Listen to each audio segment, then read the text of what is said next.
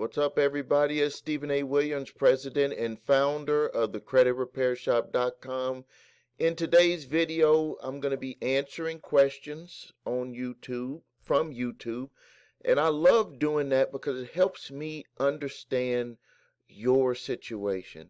It helps me learn about you as a person. You're experiencing problems with your debt. You're experiencing problems with credit repair, where you need to get your credit repaired so you can move forward. But to allow me to be able to help you as a person, as an individual, I just need to know more about you. So what I want to do is I want to have you, while we're going through this video, I want you to engage with putting, answering some of the questions that I might ask you throughout the video. In this video, we're going to talk about portfolio recovery associates with getting sued by the CFPB. Going to tell you the reasons behind why they got sued, the issues that they were having, and now you know that with portfolio recovery associates that they work with a large group of debt collection companies underneath them. But I'm going to tell you exactly what they were accused of doing and some of the remedies that are available. I'm also going to talk about with the questions and answers. I saw a lot of them about people getting sued by debt collectors. I'm going to talk about the options on those, some of the things that you need to watch out for, and then we're just going to get right into it. I love the questions that all of you are asking, because it really shows that you're watching the videos, and by answering those questions and going through them, I can help other people who may not have asked them or didn't know how to ask it. It's going to help us be able to have other people find this video, and then I want to get to know you. So like right now in the comment section under the video, I want you to kind of tell me about yourself. What do you do for a living? Who you are as a person. Like, just let me know. And this is not something where I'm just trying to be intrusive with you. This is where it helps me be able to design what the credit repair shop does to help people. Let me give you a quick example. Divorce.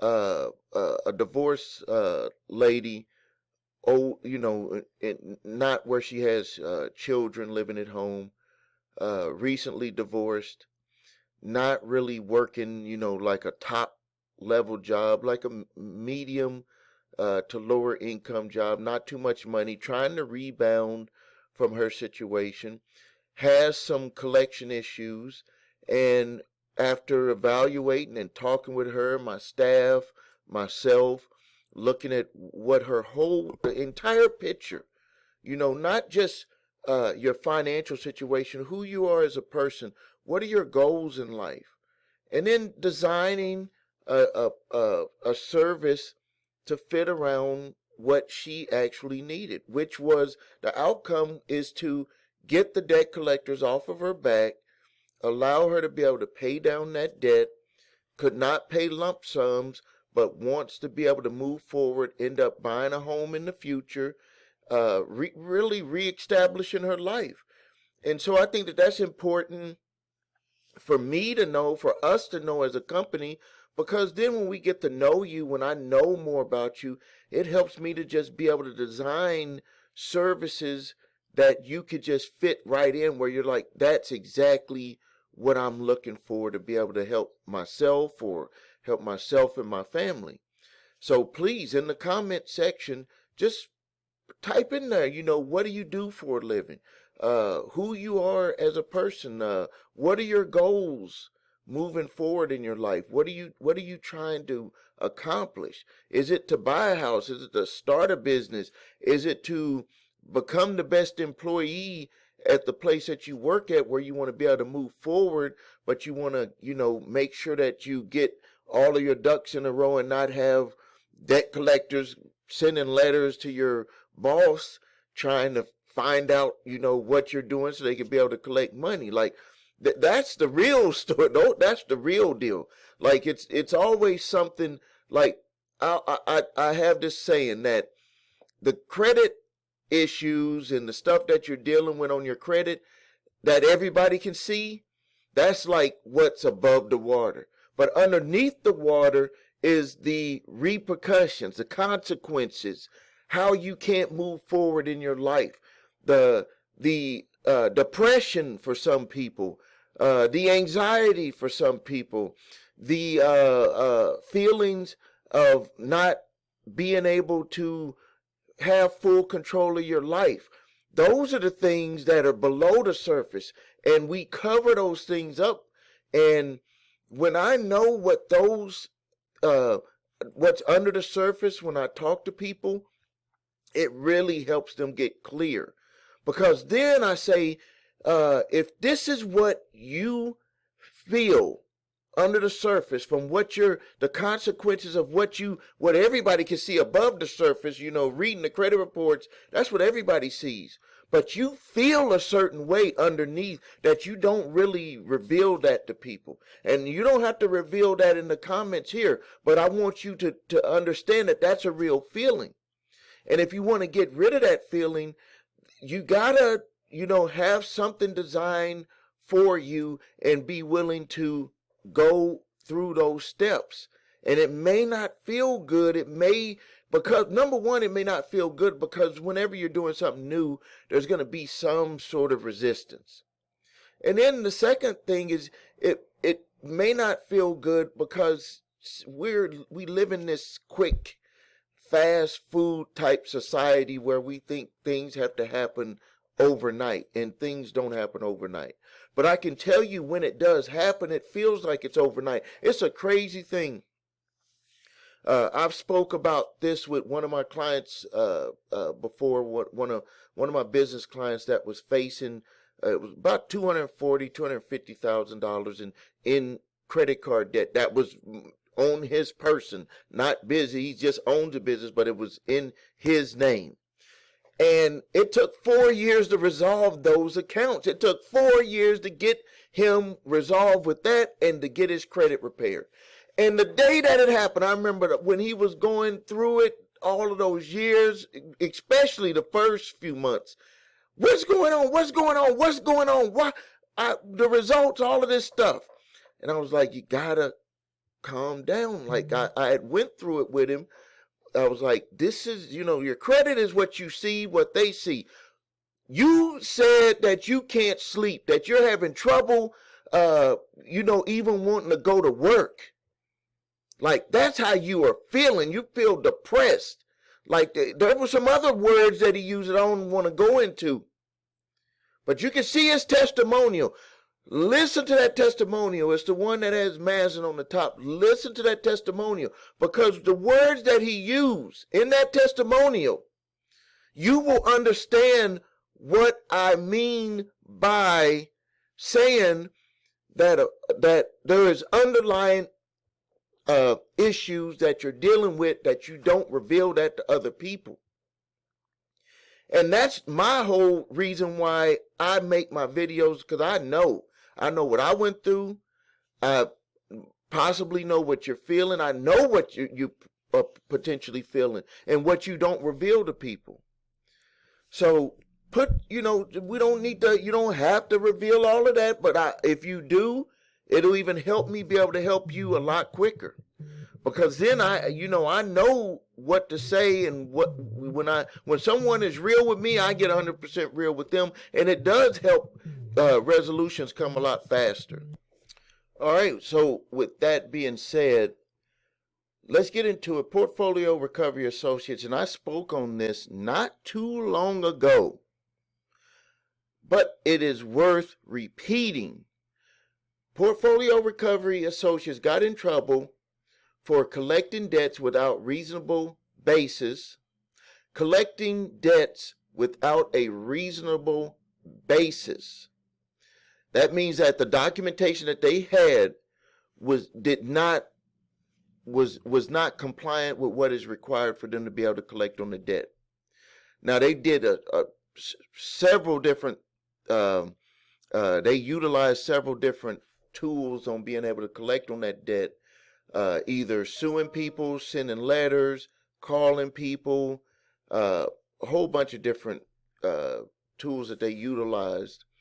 They were also selling debt. So debt that they probably decided to give up on, sold the debt to other debt collectors, namely debt collection companies that they just set up different LLCs, and they usually are more aggressive, using tactics that are borderline illegal when they were collecting on those debts.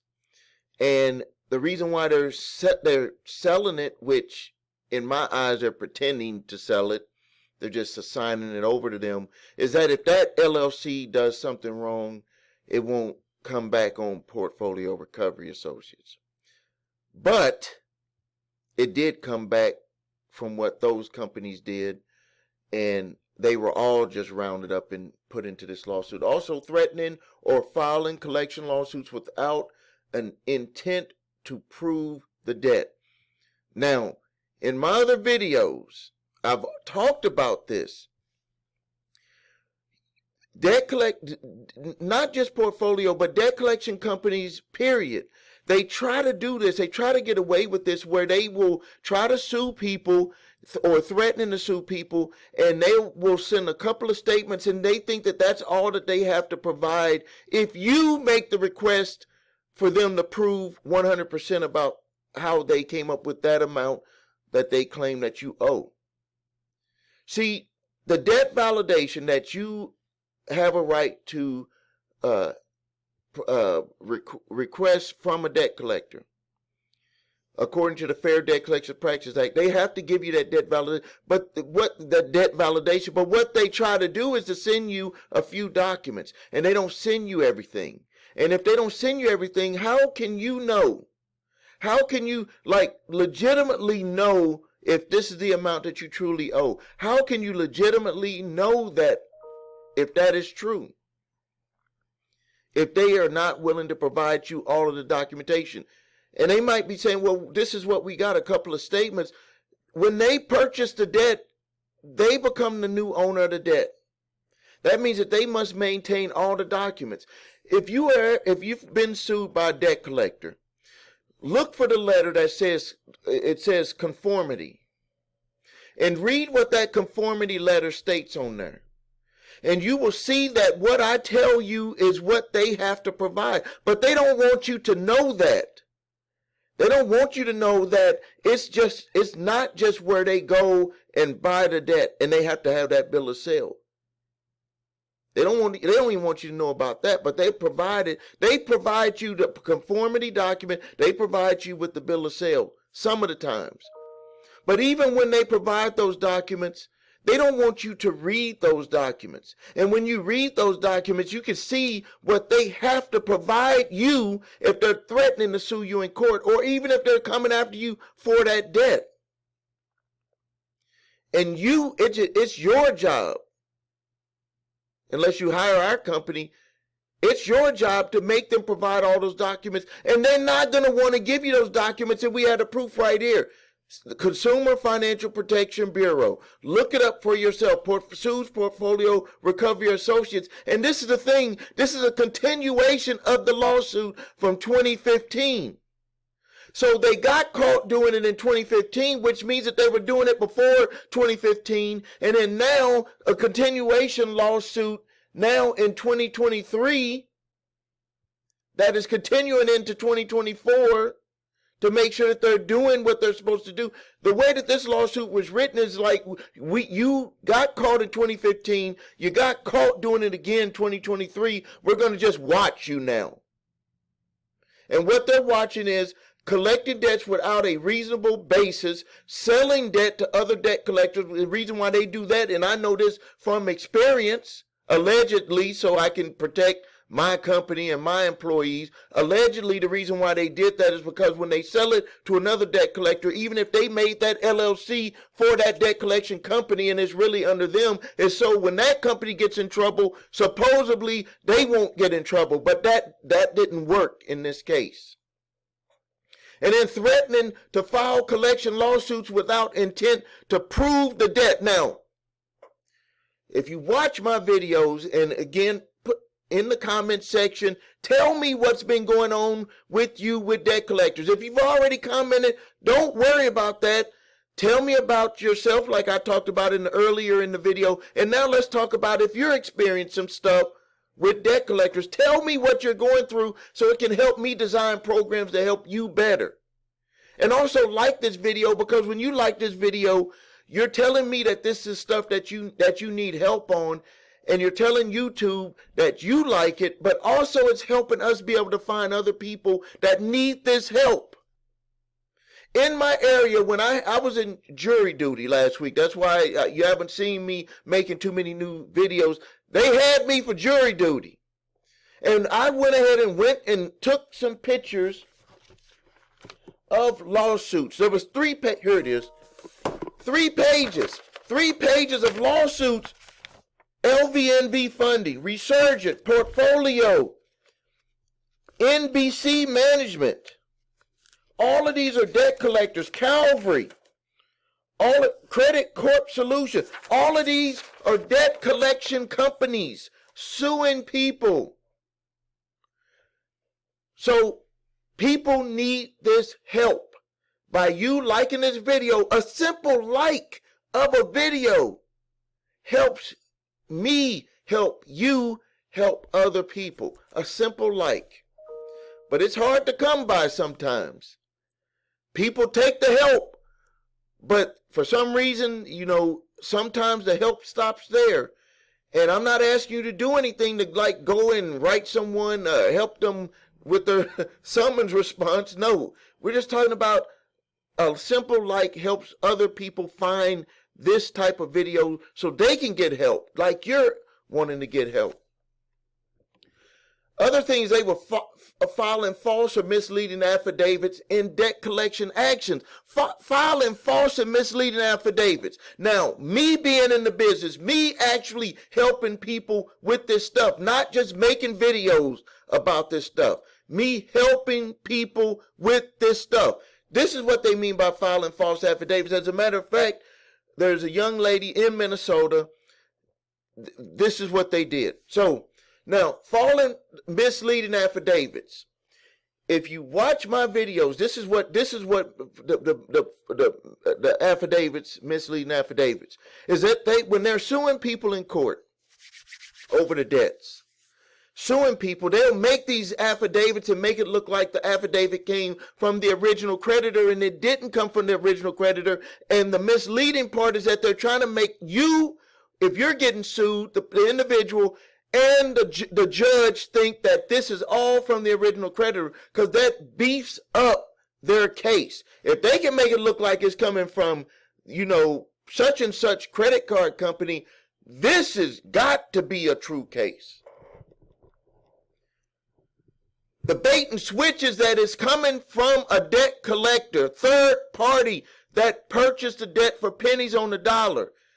Everybody knows that. The whole world knows that. Even someone that's out in the Amazon that never heard about money and credit cards, that trades, fruits and vegetables for their lifestyle, knows that a debt collector buys debts for pennies on the dollar and tries to collect on that debt. Everybody knows it in the world. So even when they go to court, and it's in the back of everybody's mind, it's in the back of my mind, in the back of your mind. My grandson, who is only 7 months old, is in the back of his mind. He knows that if you buy the debt for pennies on the dollar, you have to do something to beef up the case to make it to where the judge is going to be like, you should get, you suing them for $5,000 and you bought the debt for pennies on the dollar. You have to do something to bring that up in people's mind other than you bought that debt, because everybody is going to be like, man, you are just making a killing. And the way that our court system is put together is that the court has to follow it regardless if they bought it for pennies on the dollar. But you will see the judges even try to say, we got to work out something. Like this video real quick. You'll see the judges say, we got to work out something. But if you don't put together any defense, if you don't point out what you see, because the judge is the middle person, impartial. They can't be your advocate. They're supposed to be impartial. They do the best that they can do, but they have to be impartial. And if they prove their case and you have nothing to come back with because you don't know, you're going to walk out of there and it's going to be in the back of everybody's mind, including the judge. They could be like, this person just got a judgment for $5,000, and that debt collector that they standing in front of, they know that they bought that for pennies on the dollar. There's absolutely nothing that they can do. And the judges try to say, go to the back room and resolve it. Just go there and let's just try to figure out a way to resolve this. We know, come on, man. But these debt collectors, they get bold. They getting bold.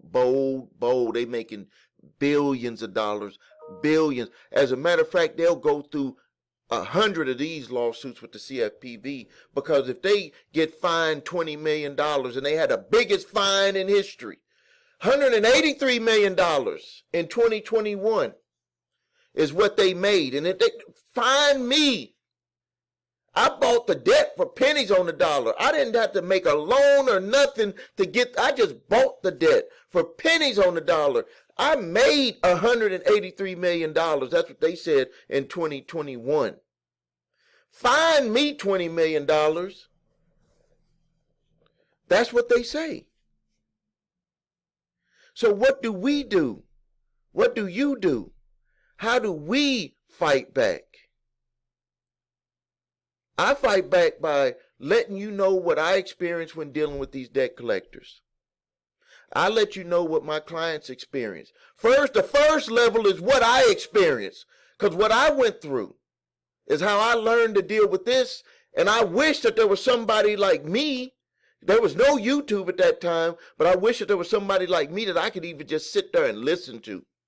Because some of the times when you got to just listen, it's like, just tell me the worst that can happen. Tell me the best that can happen. Tell me how to go through this. And the first time you hear it, you don't always hear it 100%. It's like anything. Because the first time you hear it, you're scared. First time you hear that you have that stuff going on underneath. You know, you getting sued, but that's what we all see. But underneath, you can't sleep. You and your spouse, or you're fighting, or you have bad thoughts about yourself, or bad thoughts about what you might potentially do to yourself, or bad thoughts you don't want your boss to learn about this. Whatever those bad thoughts are.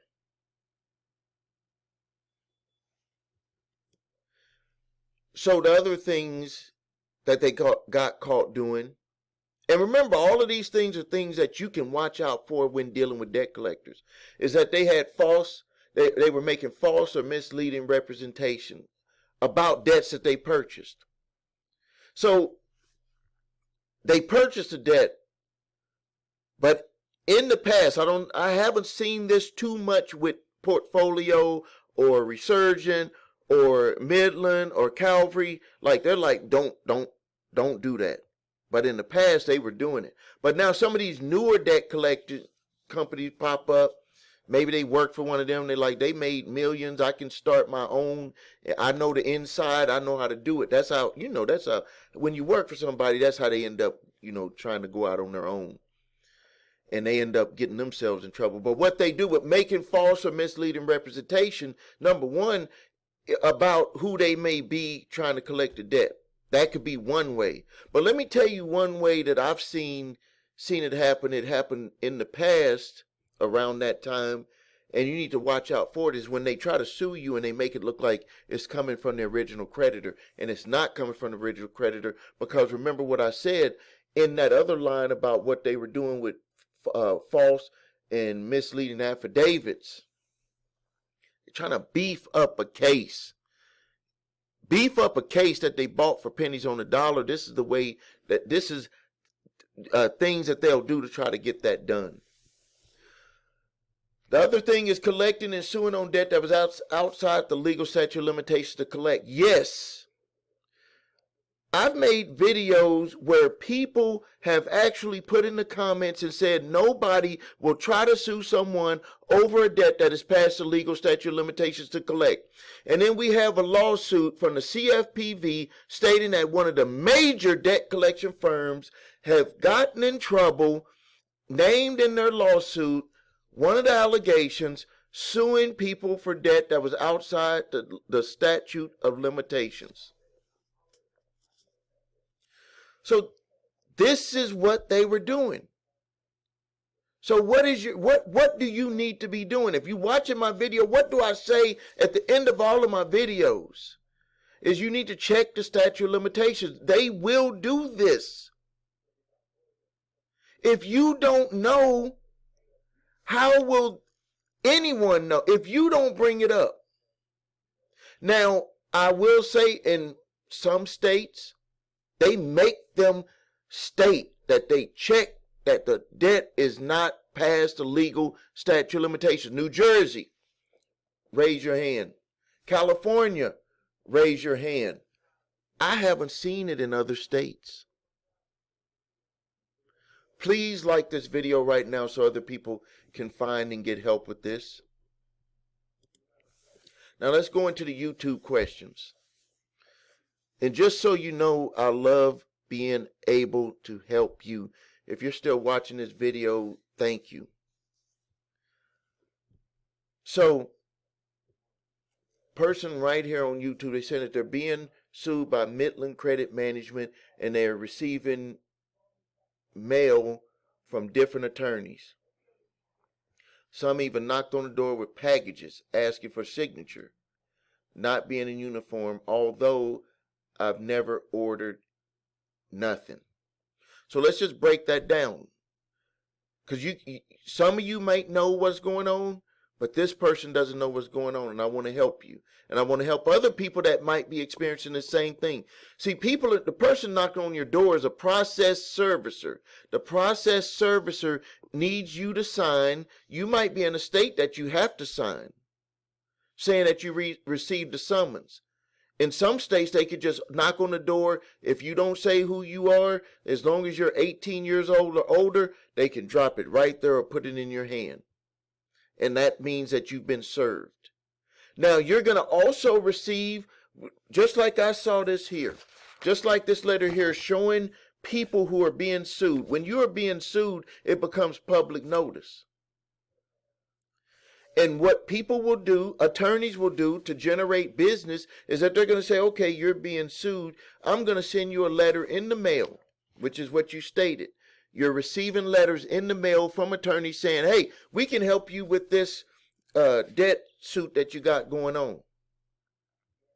In some situations, they may be able to help you fight it.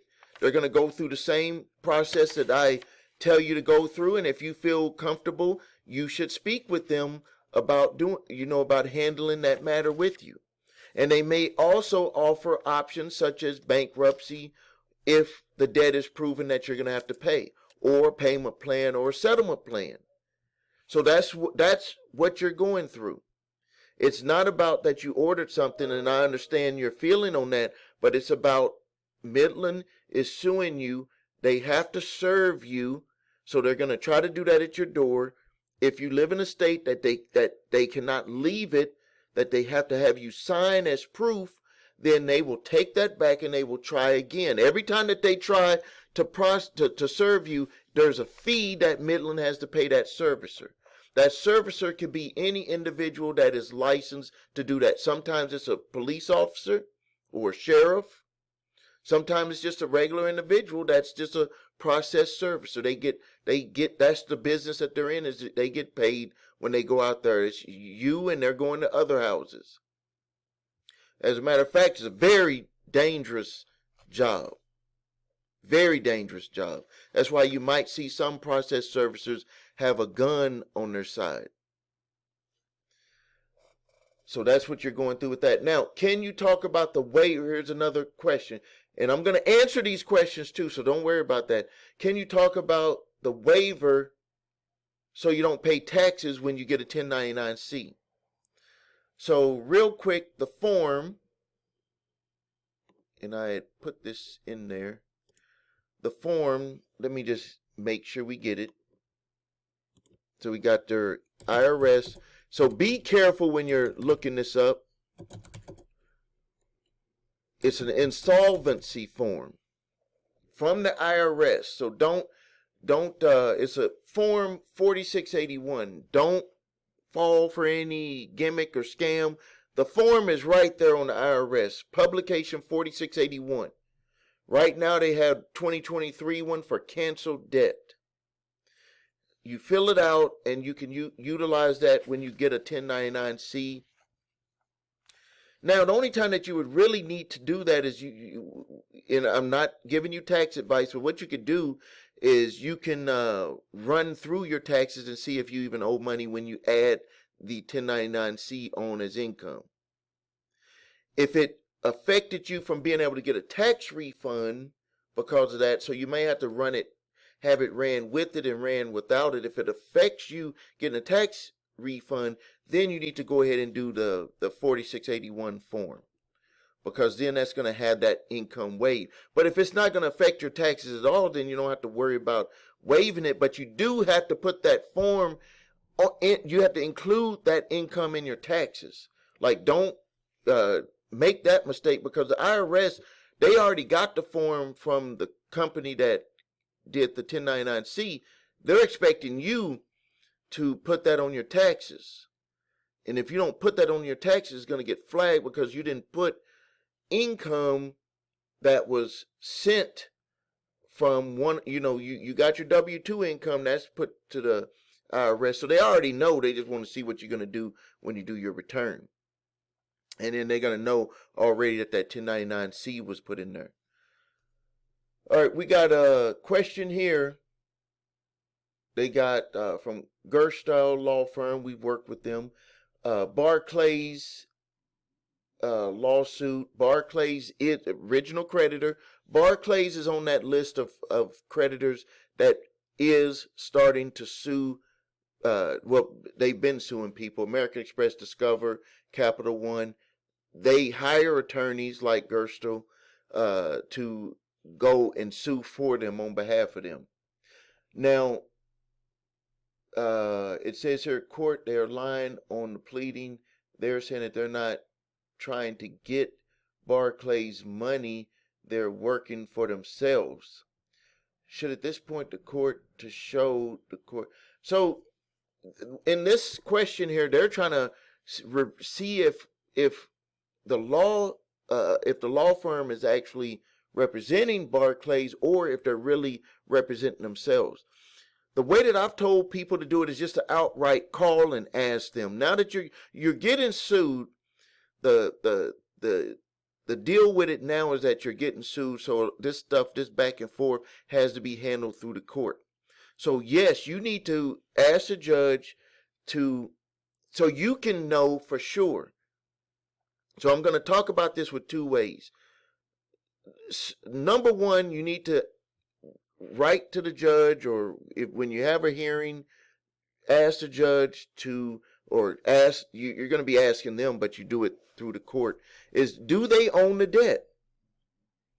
Because if they own the debt and they didn't give you documentation saying that they purchased the debt from Barclays, the conformity that we talked about earlier, the letter of conformity, which all the documents were transferred from Barclays to them properly, the bill of sale, all of that stuff. If they purchased the debt, then your summons would have to have that information in it, or they would not be compliant. That lawsuit would be thrown out just on those technical violations, not even getting into the amount that they're claiming that you owe.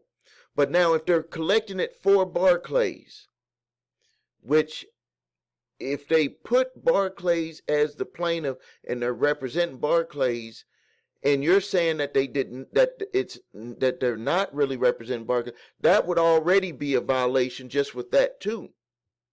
Because what they're doing is what was stated in the portfolio, is that if we go back to the portfolio, is false and misleading affidavits in debt collection actions. That's what they would actually be doing. And please like this video right now so we can also help other people, and it helps me also be able to help you. So we're already seeing that that would be a false and misleading affidavit in debt collection actions. So, but the other part of it is, even if, let's just say that they are collecting the debt for Barclays, and this is stuff that other people don't seem to know, but we know this because we help people with this, you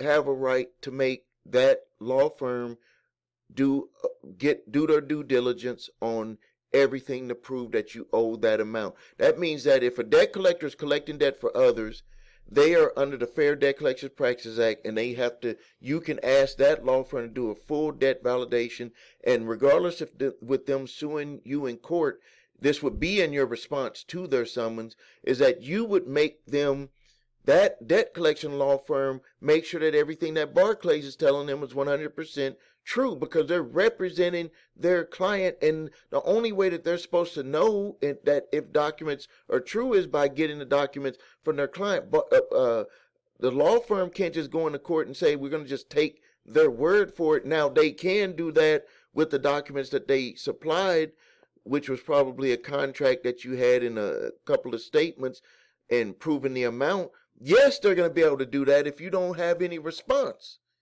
Anybody can do that. I can take you to court and sue you and say, I got this invoice from you, and if you don't do anything to defend yourself with it, I'm going to win in court.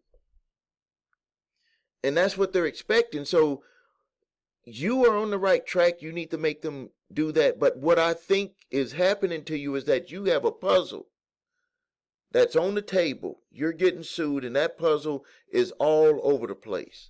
And if you don't answer these the right way, in the right order, in the right times, you're going to lose, even though you could have won. And anyone that is being sued by a debt collection company, third party, or even the original creditor, you can go to our website, thecreditrepairshop.com, and upload your summons, and we'll review it and just tell you from experience how we've been able to help, or just information. And again, just to be 100% transparent, we are not attorneys, and we are not offering legal advice.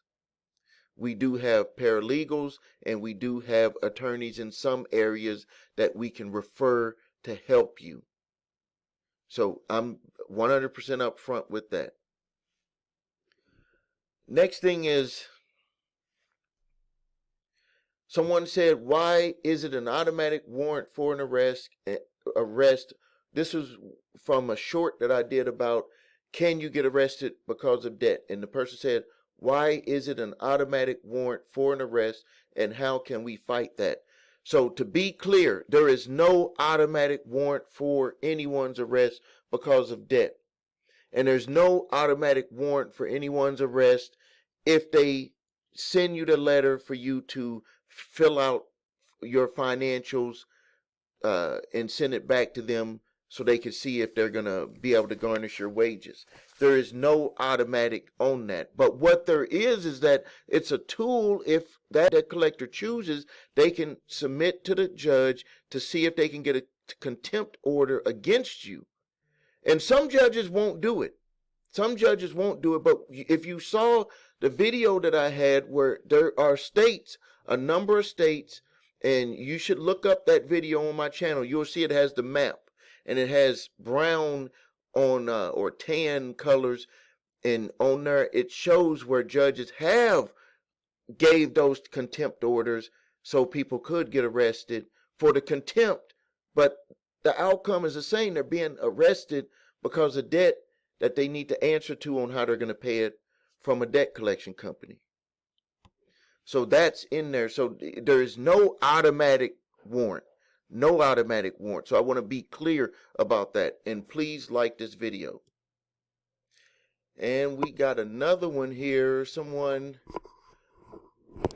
said that they're debt free and they're not going back into that situation never again. Hell no, never again. And I hear you. That's what I went through. That's what I went through.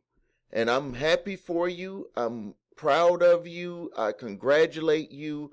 I wish you everything to come for you in your life. And now what I want you to do is understanding that the hell that you went through, that you never want to go through that again.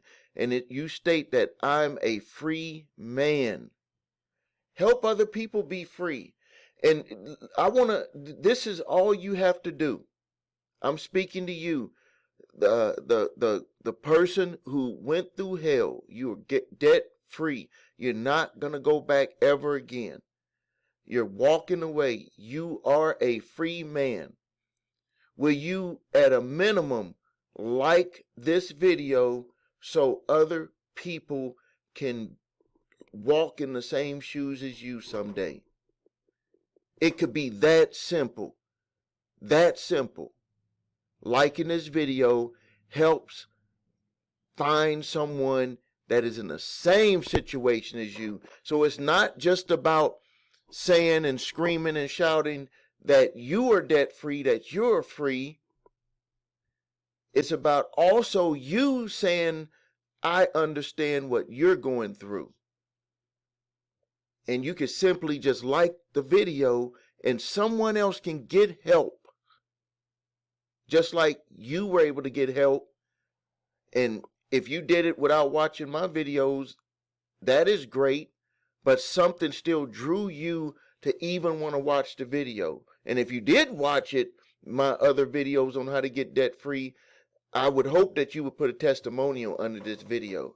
Because I talked about how my experience of what I went through and how I became debt free. Someone also put pay your debt in full. Or you put pay your debt in full. I agree with that too. If people can pay their debts in full, I believe that everyone here watching this video wants to be responsible and pay their debt in full. I don't believe anyone here that is watching this video, it wants to try to not pay their debt in full. And the reason why I can back that up is because most people made payments. I reviewed their credit reports and they paid year, 2, 3 years, 4, 5, 6, 10 years. And then they ran into a situation. Some of it their fault, some of it not their fault, or 100% their fault, or 100% not their fault. Again, the end result is that the people have problems with debt. People are getting sued by debt collectors. And they're looking for options on how to deal with this stuff because getting sued by debt collectors is the surface. Getting a debt collection letter is the surface. Having bad credit is the surface of what people see. But just like you felt you went through hell, people can't see the hell that you went through. And that's what I was talking about earlier in the video. The hell is what is what's the underlying underwater of what you're going through. And some people need to have help to go through that hell. All right, someone else said that they got served. They got exhibits, some statements. Does this motion, within the motion to dismiss alleged failure to state a claim, they did not provide statements in the summons. You're going in the right direction. First, and I'll put the disclaimer, I'm not an attorney, not giving legal advice. First thing you need to do is you got to respond to the court summons. And if they're missing documents, you point that out in your affirmative defense. And because if they're missing a document, then it's not in their allegations. And if they're saying something that's in their allegations about, let's just say, the amount that they owe, in your affirmative defense, you would, first you would counter that claim, either saying not enough information to admit or deny, or you deny whatever way you want to respond. And then, but in your affirmative defense is where you're going to really put them up against the wall with anything that they're missing. Because it's going to make them know, it's going to make them understand that this is not going to be where you just come into court and you're going to be looking around and you're going to be like, I don't know. It's going to be them taking the lead on everything. And no, I'm not saying you're going to be up in there like you're some attorney telling everybody what to do and up standing in front of the judge objecting and all this. No, I'm not talking about that. What I'm talking about is having your documents for your arguments presented to them, so when they come into court, they are sitting there thinking, how are we going to overcome this? And for what I've seen, there's three potential things that could happen. One, they just dismiss it before that hearing.